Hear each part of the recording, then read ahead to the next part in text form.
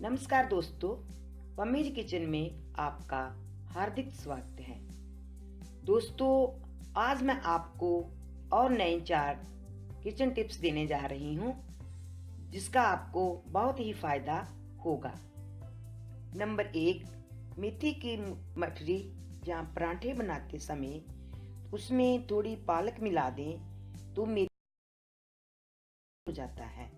यदि पालक ना हो तो मेथी में हरा धनिया थोड़ी ज्यादा मात्रा में मिला दें तो भी कसैलापन दूर हो जाएगा। नंबर 2, काजू को हल्के गर्म पानी में हल्के हाथ से धोकर सुखा लें। इससे घी में काजू तलते समय घी काला नहीं पड़ेगा।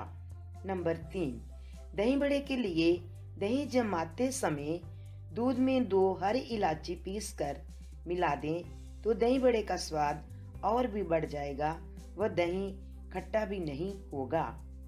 नंबर 4, आमचूर की चटनी बनाते समय उसमें केले के गोल गोल टुकड़े काट कर डालने से चटनी अत्यधिक स्वादिष्ट बनती है। स्वस्थ रहें, खुश रहें। धन्यवाद।